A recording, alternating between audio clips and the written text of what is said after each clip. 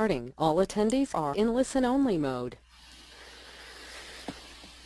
Hello, my name is Benjamin Lee, and I just want to welcome everyone. It is now 1 p.m., so we'll begin our presentation shortly. Today on March 15th, we'll have our presentation on state and local government fiscal policies specific to oil and natural gas extraction. For help during today's webcast, please feel free to type your questions in the chat box found in the webinar toolbar to the right of your screen or call 1-800-263-6317. For content questions, please feel free to type those in the questions box and we'll be answering those during the presentation.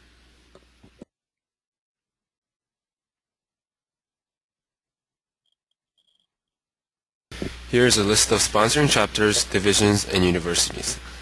I would like to thank all of the participating chapters, divisions, and universities for making these webcasts possible.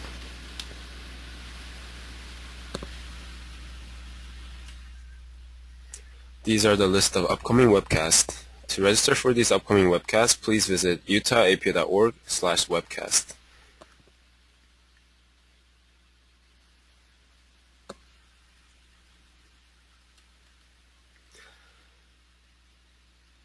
We're now offering distance education webcasts to help you get your ethics or law credits before the end of the year. These webcasts are available to view at utahapa.org webcast archive. To log your distance education CM credits, go to planning.org, CM, select activities by provider, select APA Ohio chapter, then select distance education and select your webcast of choice.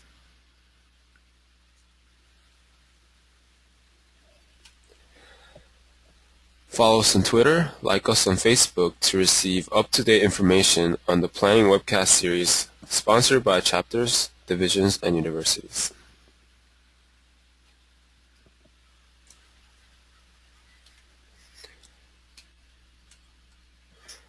To log your CM credits for attending today's webcast, please go to planning.org, CM, select today's date, select today's webcast.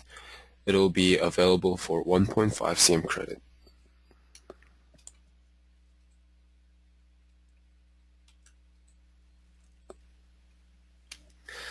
At this time, I would like to introduce our moderator for today, April. She will be the moderator from Western Central Chapter. And our presenter is Mark, and he applies economics and physical data to real-world land use and development challenges. He has experience as a researcher, trainer, and facilitator in Western communities with an emphasis on land use and community planning. Mark holds a bachelor in economics and master's in geography from the University of Colorado. And I'll hand it over to Mark. Hello. Hello. Thank you. I will show my screen and start my slides here. Thanks everyone for joining along, and please do ask questions as we go through. I'm going to present a bunch of information today, and I want to make sure that if there's something that I go through too quickly or if it doesn't make sense, that you have a chance to stop me and ask a question about it. So I want to talk today about the unconventional oil and gas plays that are really taking off across the country. Specifically, I'm going to focus on the Bakken, which is located mainly in North Dakota but spills over into Montana as well. But the lessons from the Bakken can be applied to shale plays across the country, from Texas to Pennsylvania, into Colorado and elsewhere for both oil and natural gas. And what I want to try to communicate is that these shale plays bring tremendous opportunities for communities in terms of new employment potential and revenue from oil and gas to local governments and state governments, but they also come with a significant new set of challenges. And planners are going to play a critical role in helping communities try to mitigate those challenges, both during the boom times when there's significant new activity moving into a community, and also to try to create benefits over the long term as these plays play out and ultimately after they are over, whether that comes in a sudden bust or whether it plays out over a long period of time. And critical to the ability of communities and planners to work together to try to resolve a lot of these challenges is fiscal policy, that communities have the money that they need and the time that they need to try to mitigate some of the impacts. So the goal of fiscal policy and the goal of planning for most of these communities is to try to make these communities a better place to live as a result of natural resource wealth that they have in their communities. We know that the economic benefits can be significant. This is a picture of Miles City, Montana. It has had negative growth in the past decade. From 2000 to 2011. They lost close to 2% of their population on average, while the United States has grown closer to 9% over that period. So the prospect of reversing long-term declines and creating some new jobs is pretty attractive to these communities.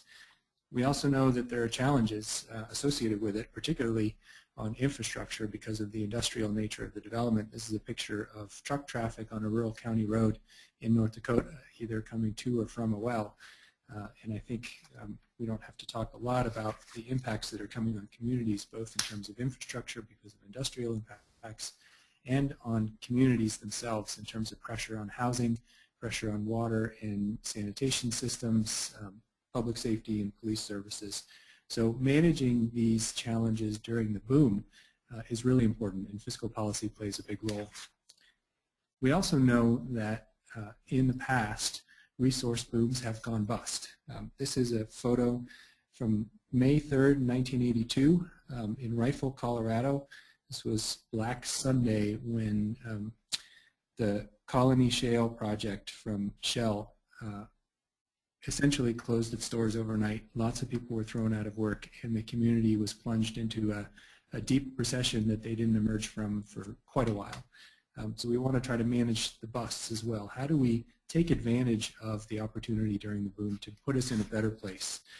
And we also know that the dynamics of boom and bust are still with us. This is a headline from western Colorado in the same region from just a couple of years ago, as the natural gas boom that took off in the early part of this century from about 2003 to 2008 went bust with the recession that we all experienced. And as you know, natural gas prices have remained very low, and those jobs have not come back, or they have been slow to come back. So not only has boom and bust not left us as an important dynamic to plan and prepare for, but in many respects we feel that these new unconventional shale plays might make us at greater risk and exposure to that boom and bust, and I'll talk about that in a little bit.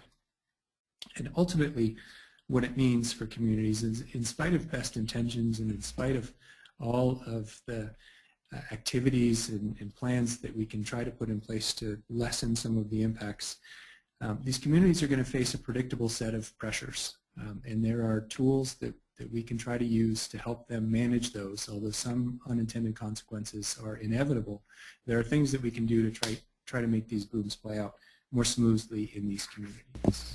So I want to talk about 3 things today. Mark, sorry to interrupt, but could you speak closer to the mic and speak louder, please? Okay, yeah, sorry. All right, thank you. I want to talk about 3 things today. I want to provide a characterization of these new shale plays, and these are resources that are being extracted thanks to new horizontal drilling technology and fracking, hydraulic fracturing of the resource. And it's really high prices that have allowed these plays to take off. And I want to just tell you a little bit about how they perform and how they work to get a sense of the kinds of community challenges that we'll be facing. I want to talk about the differences in state fiscal policy. Every state has some way of deriving revenue from the energy that's produced from the ground, but no 2 states do it the same. And the way that states tax and spend the resources have a big implication for the outcomes that communities might be able to expect. And then I want to end with an example in Montana, on Montana's side of the Bakken, to illustrate how some of these dynamics play out. So first of all, what makes today's shale booms so big? A lot of you have probably heard that these are game changers, that there's been a significant amount of new production, out of both oil and natural gas shale plays across the country, and that's certainly true. You can see the brown line, the crude oil production on a U.S. scale has turned around for the first time in decades. We're now producing more oil year over year than we did in the past. So we've reversed the trends of decline. In natural gas, we've actually produced so much natural gas that we've put ourselves in a position of oversupply, and prices remain low for that resource. So there has been a tremendous amount of new production from these plays. A big part of that production is coming from the Bakken. These two curves show production in both Montana and North Dakota. The orange line that you see skyrocketing there up to 23 million barrels of oil per month is from North Dakota. Montana has had a smaller boom in the Elm Coulee fields down there at the bottom, and it looks like there might be a return to drilling in Montana now. These are big plays. There's a lot of oil in the ground, and they are producing a tremendous amount of the resource, and they're producing a tremendous amount of wealth in these communities. But it's important to understand the nature of them, and one of the things that's clear as we produce these resources is that they are less productive than the conventional plays that we had in the past, illustrated by the resource triangle. These resources have always been there, and there is a tremendous amount of resource available. But as we move down through the resource triangle from conventional pools of liquid oil and of natural gas that are trapped by geologic formations, and now we're trying to extract oil directly, in some cases, from the source rock, the costs go up and the productivity of the activity goes down. So it is really a reflection not of us finding new resources, we've known they've been there, but really of developing new technology and having high prices that have made the extraction of these resources available to us. And I want to just give you an example to characterize how different shale plays are from some of the conventional plays in the past. If you look at Prudhoe Bay in Alaska, that play has developed or produced about 11 billion barrels of oil, and it's still producing over the last several decades. The area of production in Prudhoe Bay is about 200,000 square miles, and about 1,100 wells have been drilled to produce that volume of oil from the Prudhoe Bay Formation. If you look at the Bakken as comparison, the Bakken has, depending on whose estimates you listen to, similar amount of oil as Prudhoe Bay. It may end up producing more oil than came out of Prudhoe Bay. It may end up producing less. We're not sure yet, but it is a dramatic resource on a similar scale. And yet it's spread not only over 200,000 acres, but 200,000 square miles of area. And some of the estimates suggest that as many as 48,000 wells might be produced across the Bakken to produce a similar amount of oil that was produced from just 1,100 wells in Prudhoe Bay. So the scale and the intensity and the space of development for these shale plays is really unprecedented in our history of understanding of how these things play out in conventional plays. We also know that the costs are going up. This graph, I update it often, and it's already out of date. The average cost of drilling a new well in the Bakken today is about $8 million in Montana, and it can be as high as $10 million in North Dakota. A lot of that has to do with upward pressure on wages and competition for scarce resources, so the price of securing labor and materials and services to drill these wells is inflated because we're in the midst of a boom. But it is still true that in order to drill a well that might be several miles deep and extend for a mile or more horizontally underground and then is subsequently fracked, it's much more expensive to develop these resources than it has been in the past. And at the same time, the productivity per well has fallen.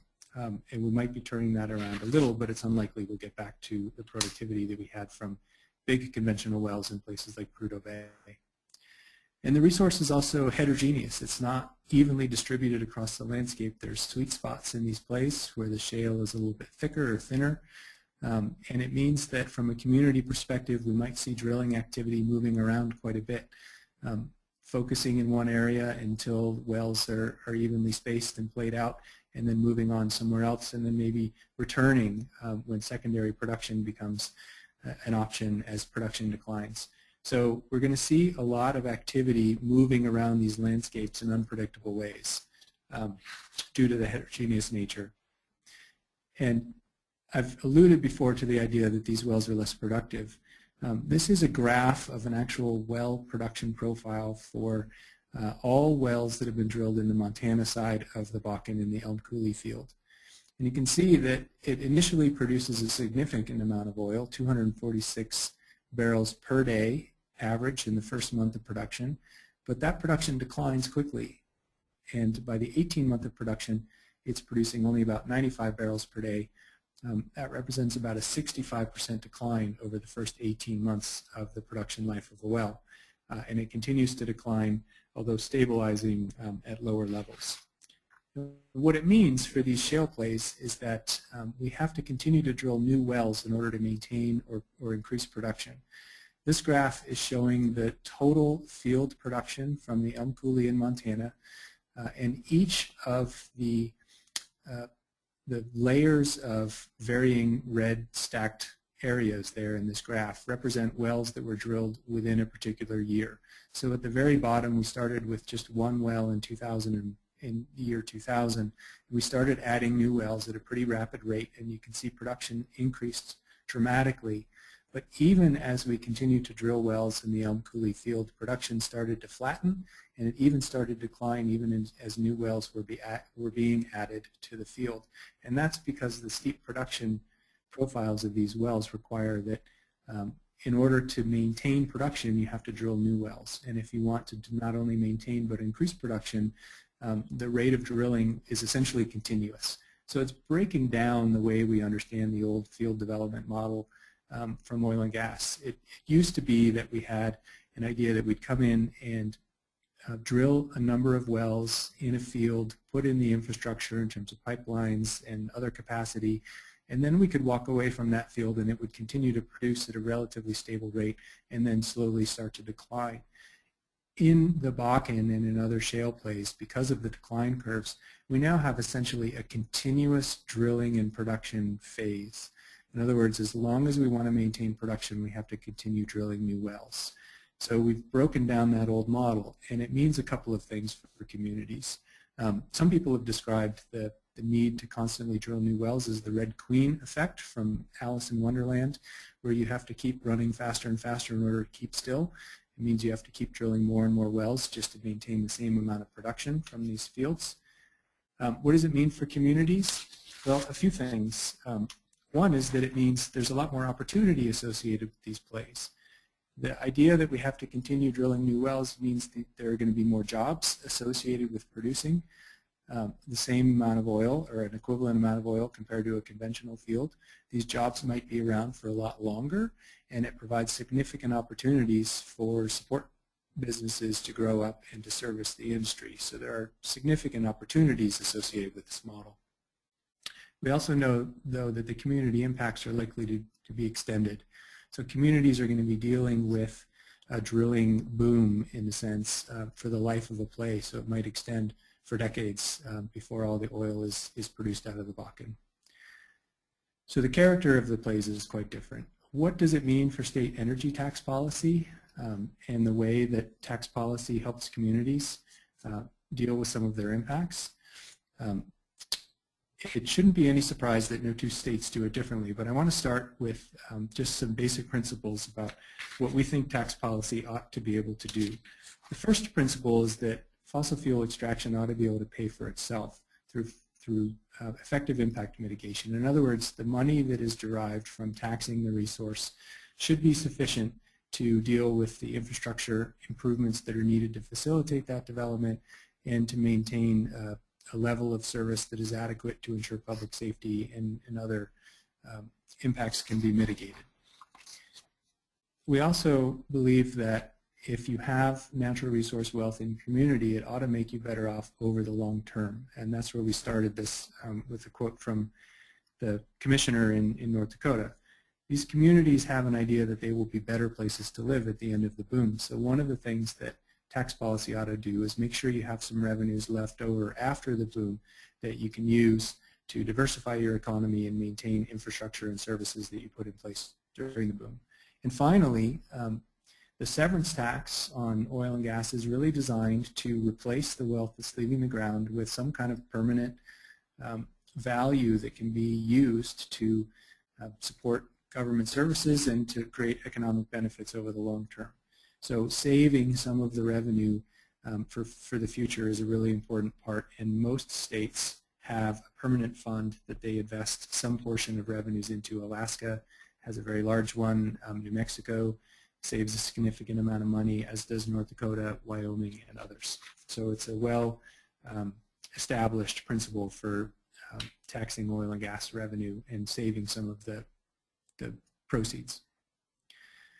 There are certain, so let me just review the kinds of taxes first. A production tax or a severance tax is simply a tax on the value of the resource extracted from the ground, and it is to compensate the state for the lost wealth. A royalty is also a tax applied against the value of the resource, but it is essentially a payment to the owner of the resource.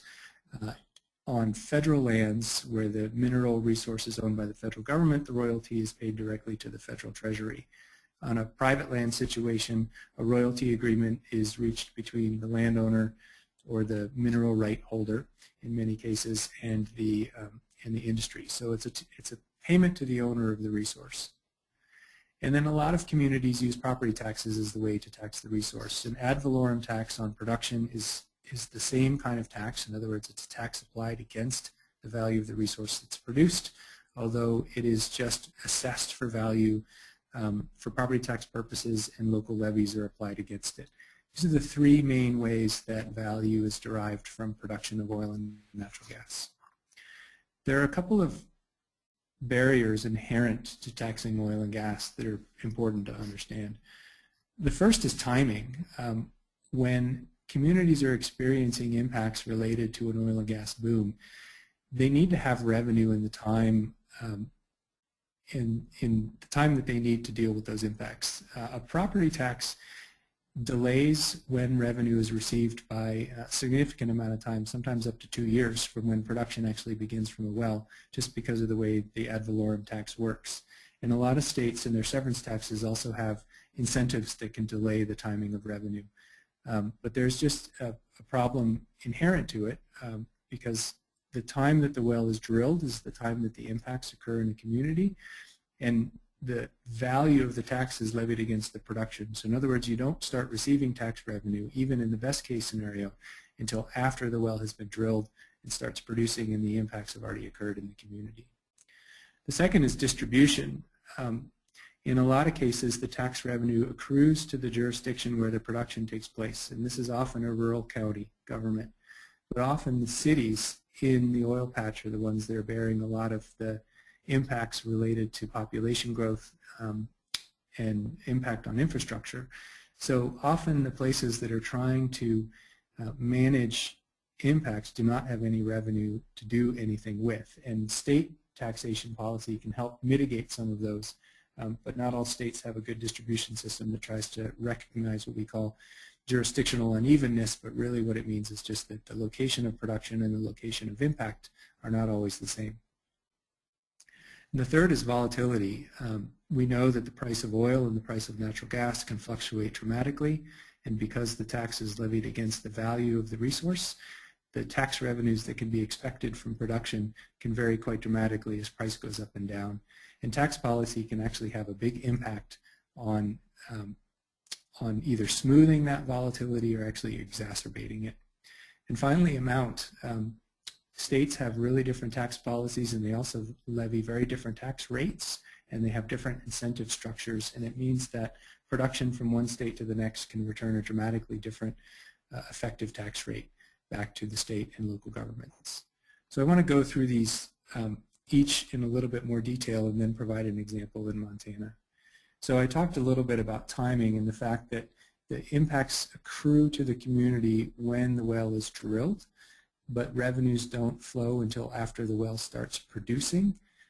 This is a graph adapted from some work that BBC Research Consulting did for Western Colorado, and they showed that even more relevant than that is there is a need on the local government side to plan and prepare to construct infrastructure to have it in place before the crews and the rigs arrive and start impacting communities. So there's even a greater lag. And they suggested that the lag from the time that the community would need to have certainty of revenues so they could start planning and constructing infrastructure to mitigate population growth to when revenues were actually received by the community could be up to 6 years. 5 years. 2 to 5 years is that revenue gap. Distribution varies from state to state, and one of the things that we've seen pretty dramatically in the Bakken is that North Dakota collects a relatively high amount of tax revenue, but the state retains the lion's share of that revenue. Local governments are receiving only about 11% of the revenue from oil and gas extraction, and most of that revenue is accruing to counties. There was just a story in Bloomberg News about Williston, North Dakota, which is in the middle of the Bakken Play, and the city is essentially broke because they are not receiving direct revenue from production of oil and gas, and yet they are the main service hub for a lot of the activity, and they've borne a lot of the population growth and have had impacts on housing and infrastructure, and they don't have any money to deal with it. And their bond credit rating was just downgraded by Standard & Poor's because the investment community doesn't have any confidence that Williston will be able to pay back its loans in the midst of all of the money that is coming out of the ground around them just because of the inequitable distribution of revenues. It's not that there's not enough revenue available necessarily, but that it's not going to the right places. This can also occur between counties. This is an example of 2 counties in western Colorado, Garfield County and Mesa County on the west slope. Most of the drilling activity you can see in the bottom graph occurred in Garfield County, which is a relatively rural county. They had significant higher rates of drilling rigs working in the county and ultimately had much higher production of natural gas. Mesa County was the location where most people lived in Grand Junction. It's the largest city in the area. So you can see the number of employees working for oil and gas companies were living in Mesa County, and yet the revenue was accruing to Garfield County. So the uneven distribution of payments is a really difficult challenge for communities to deal with. The volatility of production value can be significant. You can see the green line fluctuating around the axis there is production value. That is the volume of the resource that is extracted times the price. And you can see in Colorado, production value from natural gas can vary up and down by 40, 50, 60% from year to year. Because of the state's tax policy that has a very peculiar incentive that allows companies to deduct their property taxes paid to the local government from their severance taxes paid to the state government, the actual return in severance taxes to the state is much, much more volatile than production value would actually lend you to believe. They were seeing dramatic swings both up and down in production in severance tax collections. So tax policy has a really important either mitigating or exacerbating effect on volatility. And in amount, we see that across 4 states that we have looked into in some depth, in North Dakota, Montana, Colorado, and Wyoming, that the effective tax rate applied against oil and gas varies dramatically from a low of 4.6% in Montana up to over 10.3% in Wyoming. And that means that communities will have a significant difference in the resources that are available to them to try to deal with what tend to be very similar impacts across these communities. So I want to just end now with a little bit of story in Montana. And Montana, like I said, has part of the Bakken, but is really being swamped by what's happening in North Dakota. The Bakken extends into Montana, but the resource in Montana is relatively marginal compared to what's going on in North Dakota, and it's created a unique set of challenges for Montana communities. So we looked at the oil and gas tax policy across the different states, and what we did is we applied the tax rate and the tax policy from each state to a typical well. So you can see this shaded box is cumulative production value over 36 months from a typical unconventional oil well in North Dakota. And the production value that will be produced over 3 years from a typical well is about $15 million. When we looked at each state's tax policy, you can see the curves growing from the bottom in terms of cumulative tax revenue. You can see a couple of things going on. First of all, there's a dramatic difference in how much is collected over time. Montana at the bottom, only about 4.6% of the $15 million in value will be collected in taxes. Wyoming at the top, over 10%. You can also see a dramatic difference in the timing of revenue collection. North Dakota collects a monthly production tax, and there are no property taxes. The production tax is collected in lieu of. There are two. There's an extraction tax and a production tax. So with monthly collections, you can see that their cumulative tax revenue grows relatively consistently over time. Wyoming has a combination of both a monthly production tax and annual property tax revenues that are collected by local governments, and you can see that kind of stepwise increase in revenues in Wyoming. Montana has a holiday or an exemption from taxation for the first 18 months on new wells. So you can see that tax collections grow very slowly over the first 18 months. The tax rate is only a fraction of 1% over that period, and then starts to grow after that, and they collect production taxes quarterly. What it means for communities in Montana is that there's a significant delay in the time between when a well starts producing and when they receive revenue to try to deal with boomtown impacts. And that's already so it's exacerbating the already difficult problem of timing just associated with the relationship between when the well is drilled and when production begins and when communities need revenues. So Montana is not only collecting less money on average, but they're significantly delaying the time that they collect it. The state has been tracking the value of the 18-month exemption, and I showed you a production profile earlier from the Elm Coulee that showed production peaked in about 2006, declined until about 2010-11, and now it's starting to grow again. This is the value of the holiday as new wells are being drilled in that formation and in others around Montana, and you can see it's growing pretty significantly, and it's worth about $30 million a year to the state in taxes that go uncollected. The value on an annual basis during the past boom was much higher than this. So it's not an insignificant amount of money that's being left on the table in Montana. Montana does do a decent job of directing revenues back to local governments, but again, there's a mismatch between the unit of local government that's receiving the revenue. Counties get direct distributions from the state, and cities do not. So the cities in eastern Montana are facing similar challenges as Williston in North Dakota, in that they are bearing a lot of the brunt of population growth and needing to provide new infrastructure and new services, and yet they're not getting direct distributions from production tax revenue. So it's creating uneven distribution of revenues and creating challenges that could otherwise be ameliorated, that they're having difficult doing so in eastern Montana.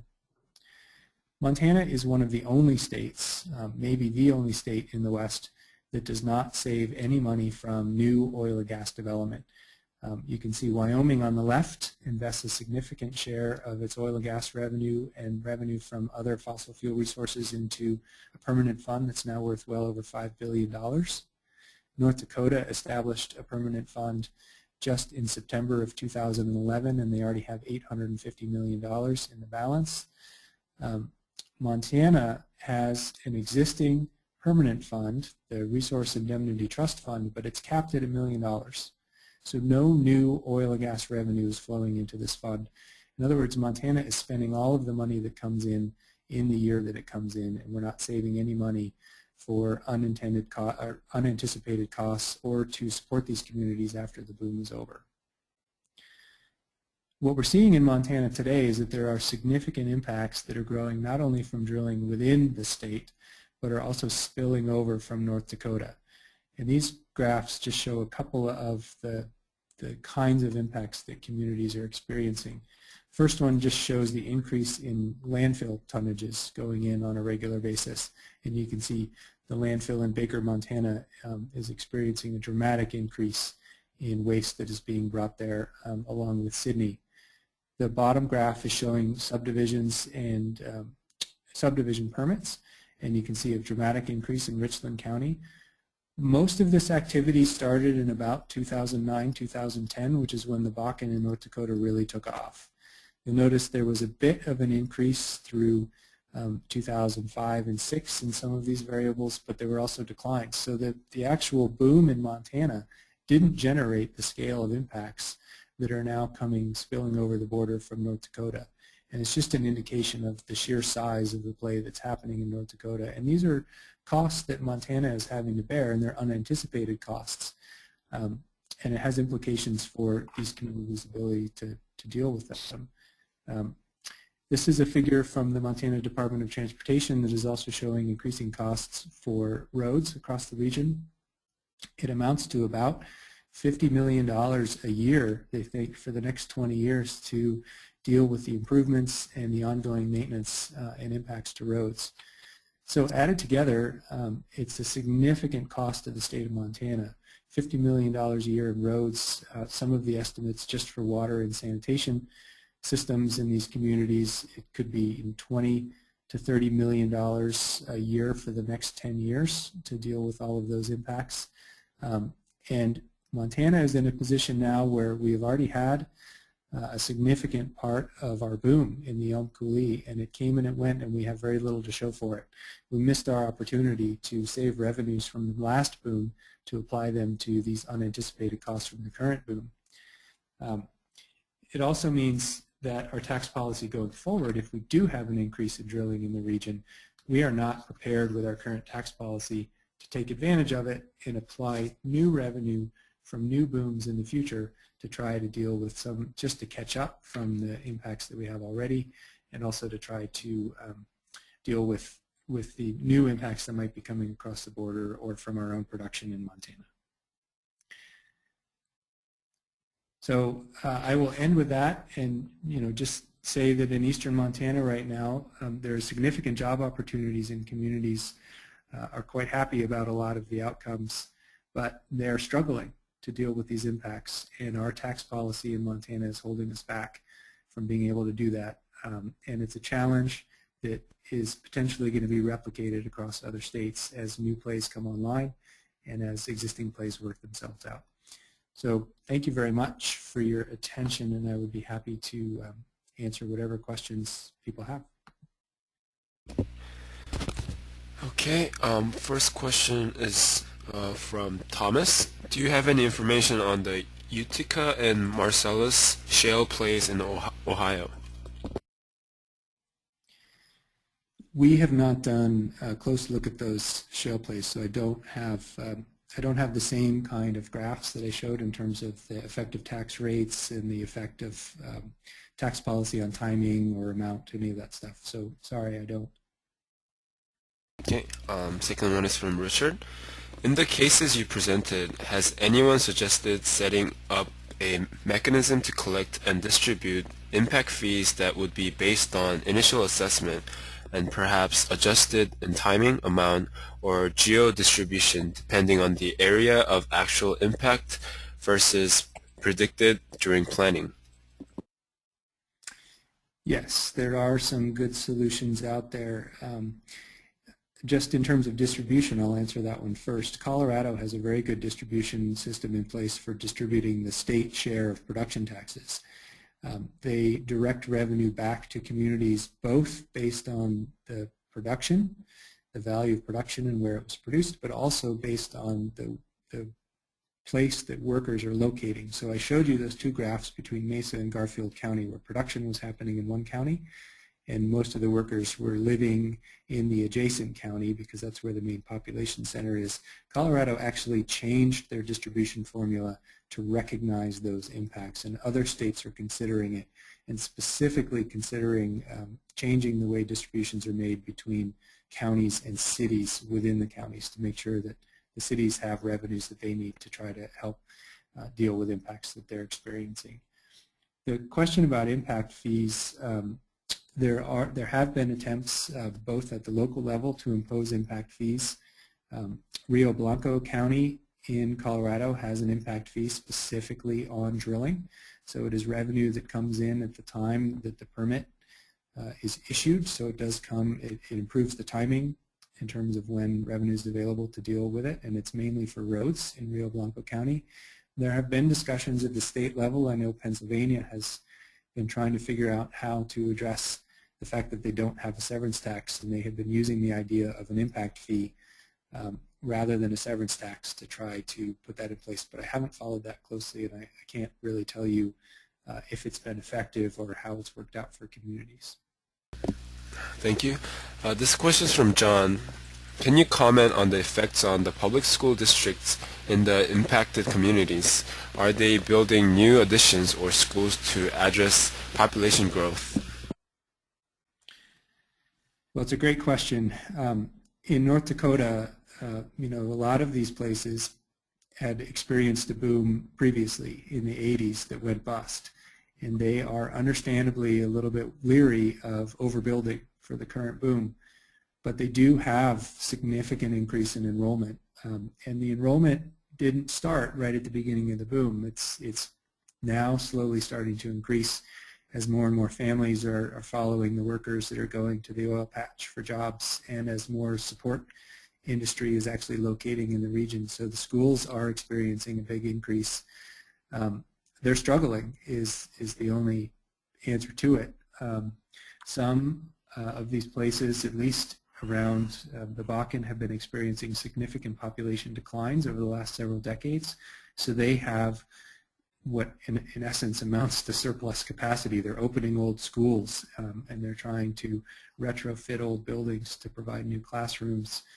In some cases they are planning for and designing new schools, but it's a risky business in these shale plays, because if you invest in infrastructure that ultimately isn't needed and you go back to a situation as it was before the boom where you're actually losing students rather than gaining them rapidly, it can be really challenging for these communities. So I don't think anyone's found a really good solution to that problem yet. Next question is from Sumner. Do these fiscal impacts also apply to coal extraction and transport?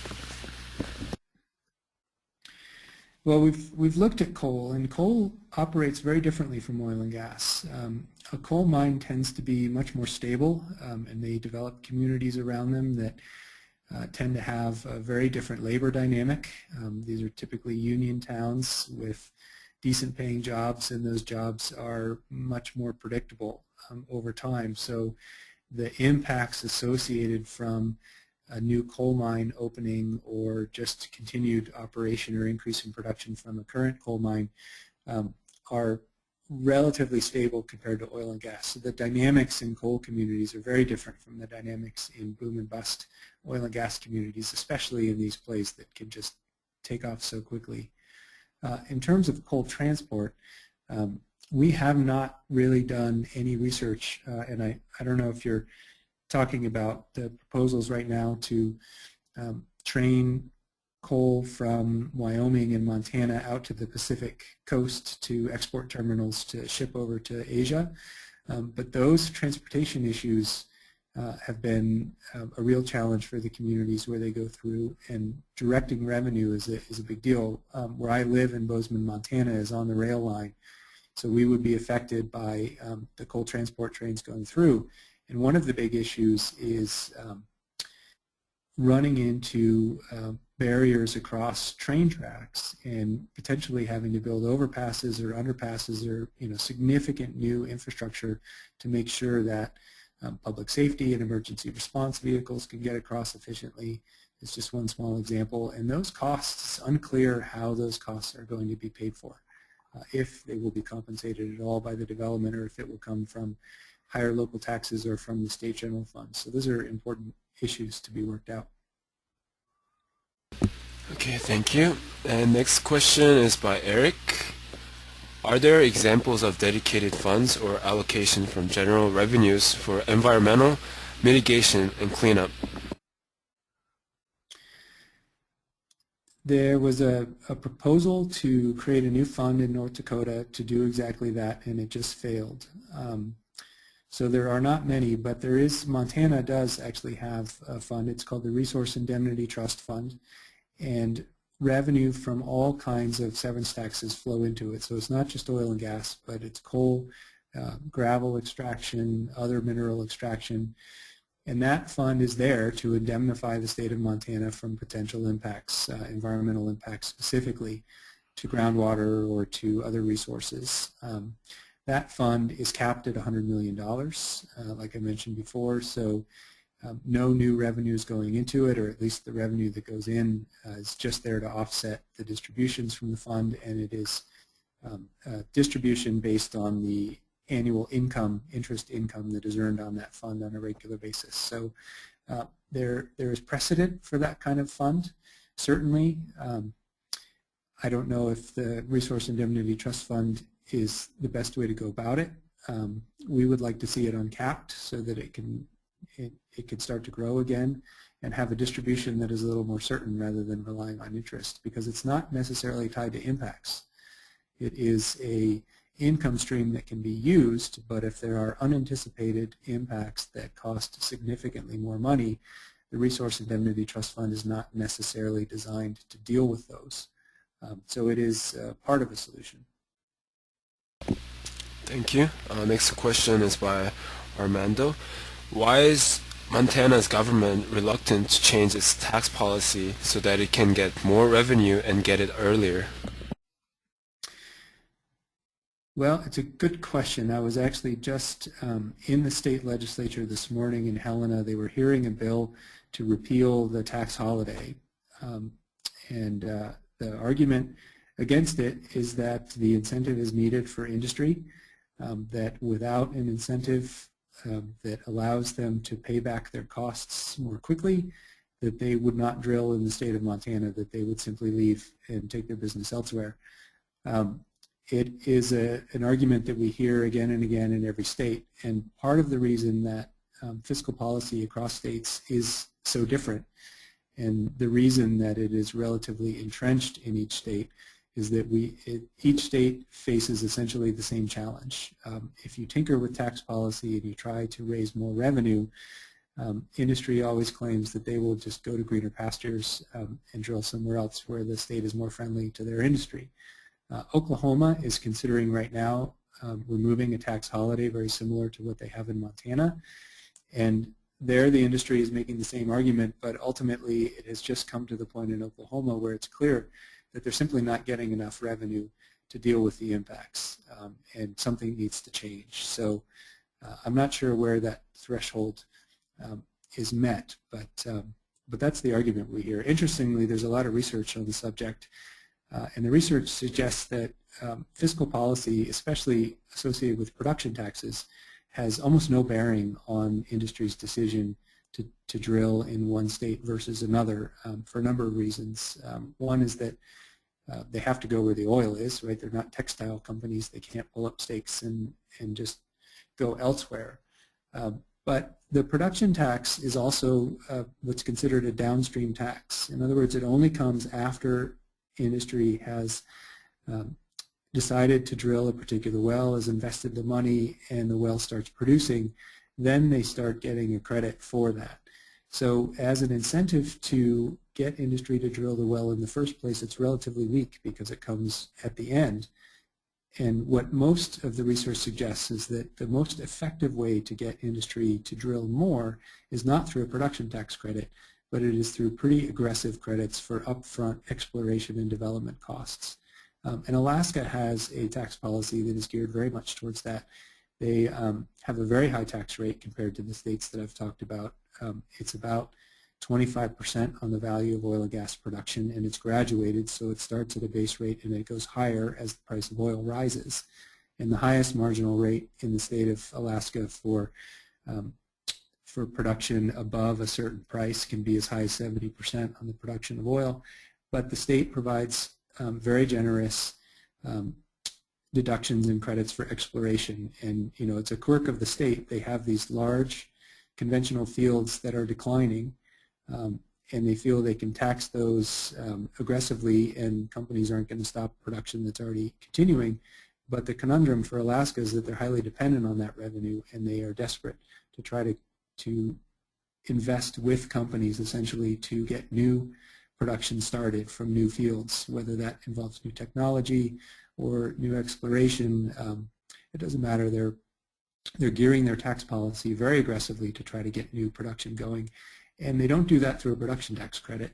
They do it through a different mechanism. Thank you. Next question is from Roberto. What is the general feeling of communities on Montana's lack of representation, or they are ignorant about the way the boom is not creating a foundation for sustaining growth? Well, they're definitely not ignorant. The communities in eastern Montana are well aware of what's going on, but I think they are largely split. Some people are very concerned that if the state tinkers with tax policy, then it could go away. And it is creating significant employment opportunities, especially for small businesses who have been able to spring up and provide support services to the industry. So there is a lot of wealth, and there are a lot of business opportunities in eastern Montana. And some people are concerned, as industry has indicated, that if the tax rate goes up, that all of that could be lost. The other side is a lot of the local government officials are just seeing very clearly now that the revenues that they have available to them are just not sufficient to deal with the impacts that they're experiencing. So you hear a lot of different voices from eastern Montana, and it's still a very contentious issue across the state. Next question is from Elaine. How do you allay any safety concerns by the residents with extractions such as shale fracking coming to an area? Sorry, I don't know if I understand the question. Is the question about the potential environmental impacts and public health and safety concerns for residents?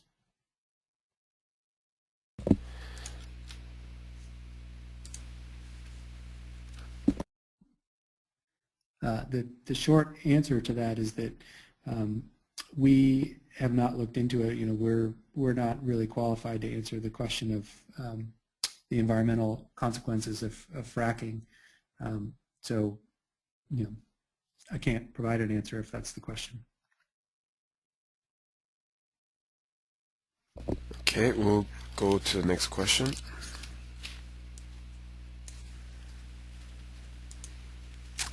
Next question is by David. What about the environmental impacts after the wells are completely tapped out? Can the land be reused, redeveloped into a tax-producing use? I think in general the answer would be yes.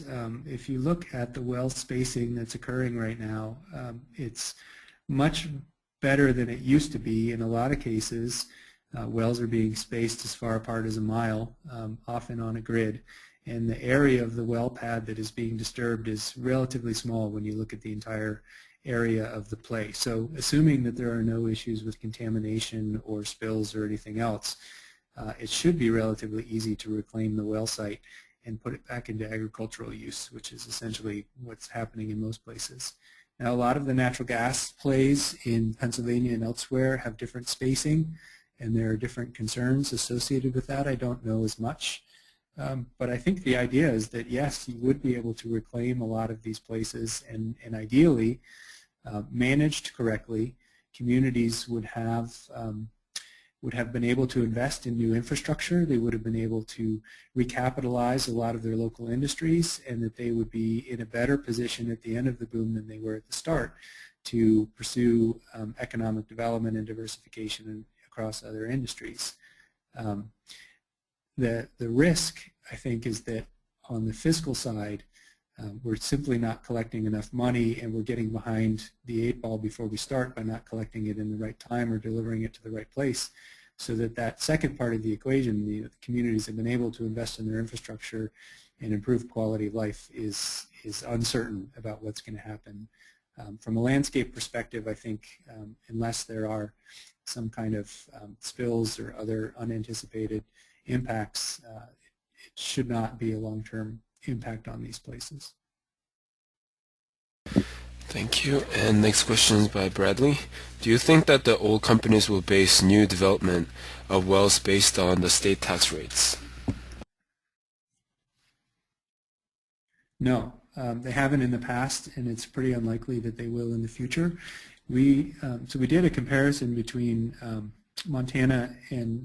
Colorado and Wyoming in natural gas back in 2006. And the tax rate in Wyoming was about 3 times the tax rate in Colorado at the time. And a lot of these basins cross the state line. So the resource in general was the same resource. And companies had an option of drilling in one state or the other. And in fact, what happened is that Wyoming ended up with more drilling and more production than Colorado. And it turns out it has very little to do with tax rates. It has much more to do with the price of the resource, the technology that's available at the time, and the location of the reserve and where the reserves are most profitable. Next question is from Elaine. Are you aware of any oil and gas extractions in Virginia and or Pennsylvania? Have they done as well managing the boom?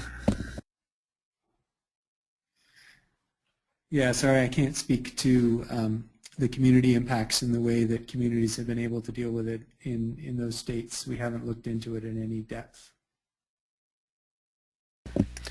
Okay, next question is from James. Do states hire new public inspectors or use consulting firms?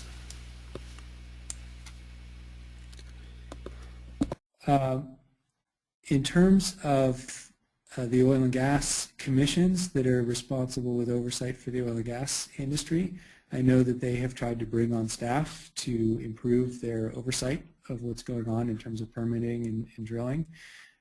There are a lot of different ways that states are dealing with it in terms of planning and providing technical assistance and capacity to communities. So across eastern Montana and North Dakota, a lot of these communities where they're now experiencing significant impacts didn't have a planner before the boom. They're small communities and they were experiencing long-term population declines. So whatever planning was taking place was just handled by somebody else in the county or the city. But now there's a real need for planners across these landscapes. So there are efforts to hire new planners on, but there are also significant efforts by the states to fund technical assistance through state agencies, but also to use contract planners and consultants to provide contracting services to these communities. Thank you. And next question. A serious concern is interstate transport of hazardous material through communities, not only surface transport, but also over the water. Recently, at the port of Albany, New York, the first cargo of North Dakota crude, 12 million gallons, grounded in the Houston River only a few miles from the port. What are the environmental risks that are associated with source of oil? What are the environmental costs of supplying the source of oil? How are these costs going to be covered?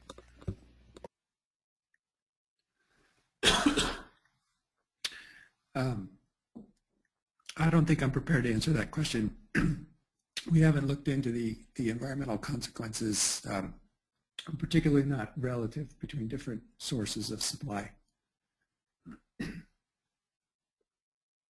Okay. Next question is from John. Are the impacted communities updating or writing new comprehensive plans that address strategies to capture the benefits of the boom now to deal with the potential bust cycles? Yes, they are, absolutely. And one of the interesting new dynamics in these communities is that they're wary of overbuilding because of experiences from last booms where they raced to increase their capacity for housing and commercial businesses and other real estate, and they overbuilt, and then the bust came. Excuse me. So industry and the communities are really embracing what what we call an offshore model, where North Dakota and eastern Montana is essentially seen as an offshore oil rig to the industry, and they come in and build infrastructure that is designed to be temporary. Man camps are a solution that's being adopted across the region, and at first were very controversial, and local governments were wary and opposed to them, but a lot have now come back around and embraced them. The idea being that you can build temporary workforce housing that can accommodate the need during the boom, but it doesn't impose long-term costs on your community. So as communities are trying to update their regs and develop new zoning codes and subdivision regulations and master plans, one of the challenges that they face is dealing with these new kinds of development that they have no experience with. How do you permit a MAD camp? What kind of sanitation and sewer and water supply needs to be put in place? Is that a permanent investment in the infrastructure, but a temporary investment in housing? These are really important and challenging issues for these communities, but there is a real need and a real effort being made to provide technical assistance to help these communities grapple with these issues, review them in a timely manner, and try to update master plans to reflect the changing needs and pressures. Thank you. And we have a last question by Roberto. Do you have economic development corporations in Montana? We do. There are 3 economic development corporations in the eastern part of the state that have just recently banded together, and they've received some federal money through the EDA to try to predict some of the impacts that they're expecting to see. So they're doing needs assessments across the region for communities based on the best projections of future oil and gas development and also spillover impacts from North Dakota, and try to put in place a set of needs assessments for communities and start identifying how they can best meet these needs and raise money to put infrastructure in place. So the economic development authorities in eastern Montana are quite active, and they are probably one of the most appropriate groups to be working on these issues in concert with the counties and with the cities. There's also a group in western North Dakota called Vision West North Dakota that is made up of mostly local government officials, and the EDAs are also involved there. So yeah, they're playing an important role, at least out here in the West. Good, thank you. And we have a question from Raymond. What type of legislative restrictions have these states placed on local zoning and land development in relation to natural gas uses? At the state level in the West, nothing really. There is no, well, in the West outside of Oregon really, and a few other weaker examples, we don't have any statewide planning legislation. So it is essentially left to local governments to decide. And in Montana, in particular, none of these counties in eastern Montana have any countywide zoning.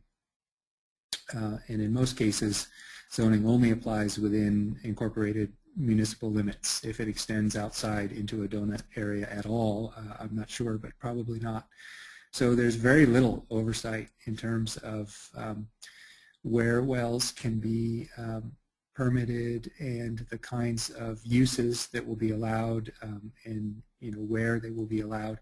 The main oversight body in most states for permitting is the oil and gas commissions, and they tend to be pretty efficient and pretty friendly at letting industry secure leases and get wells in the ground. So there hasn't been a lot of relationship between the agencies at the state level that are responsible for dealing with a lot of the impacts associated with drilling. For example, the Department of Environmental Quality in Montana is responsible for ensuring that subdivision review and sanitation is done appropriately, and that cities and communities are in compliance with state law. but they don't have any influence or even relationship with the permitting authority that is permitting all of the wells across the region. So there's a real gap there in a relationship between the planning and zoning and water and sewer side of things and the permitting for oil and gas wells. And this question's from Elizabeth from Texas. What are the major ways that fiscal policies might differ between natural gas extraction and oil extraction? Local policies? Very little. The differences between states are much greater than they are between resources within a particular state. The technology that is being used to extract oil and natural gas are very similar. The same rig can drill a well that will produce either natural gas or oil. In fact, many of the wells produce a mix of both. So in terms of tax policy and regulatory oversight, there's very little difference within a state between oil and natural gas. The differences are much greater when you start crossing state borders. And this question is from James. Does the well development proceed in the winter, or is it the housing and service need constant throughout the year? Yeah, development continues apace. There's no season to it, so the pressures on the need for housing and services is year-round.